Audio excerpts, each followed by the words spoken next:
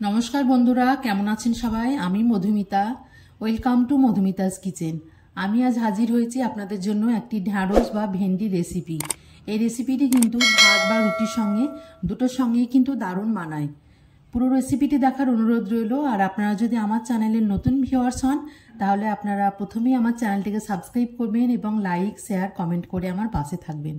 এখানে আমি নিয়ে নিয়েছি একটু ছোট সাইজের খুব কচি কচি ভেন্ডি।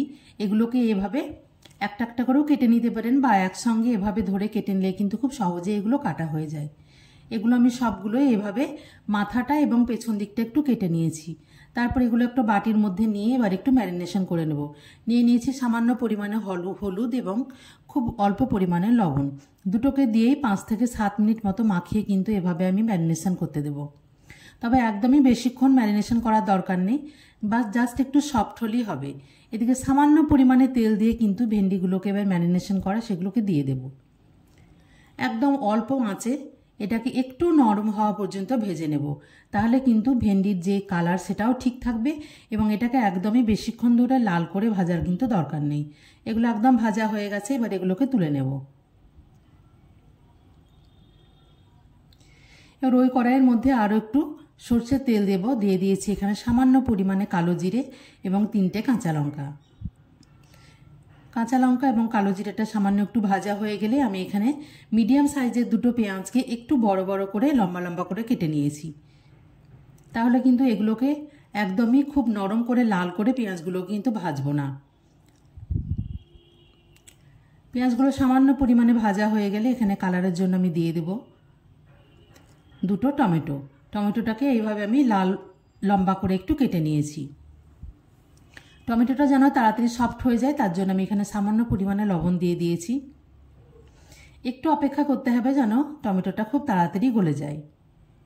এবার কালারের জন্য লাগবে আমার সামান্য পরিমাণে হলুদ গুঁড়ো আর একটি কাশ্মীরি শুকনো লঙ্কার গুঁড়ো।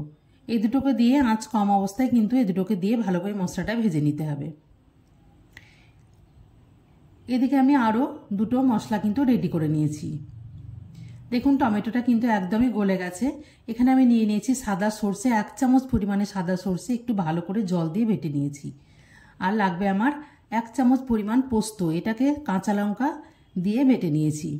এবং সর্ষে এবং পোস্তটাকে একদম মিডিয়াম আঁচটাকে কমিয়ে দিয়ে কিন্তু সামান্য পরিমাণে একটু নেড়ে নিতে হবে যেন পোস্তর কাঁচা গন্ধটা চলে যায়। তবে একদমই কিন্তু খুব বেশিক্ষণ ফোটাবার এটা দরকার নেই। দেখুন একদম কিন্তু এটা এখন থেকে তেল ছাড়তে শুরু করেছে। মশলাটা কিন্তু একদমই বেশিক্ষণ কষাবো না, নইলে কিন্তু সর্ষেটা তেতো হয়ে যাবে। এবার দিয়ে দিলাম আমি বাটি ধোয়া একটু পোস্ত বাটা এবং সর্ষে বাটা ধোয়া জল। এখানে আগে থেকে ভেজে রাখা ভেন্ডিগুলো এর মধ্যে দিয়ে দেব।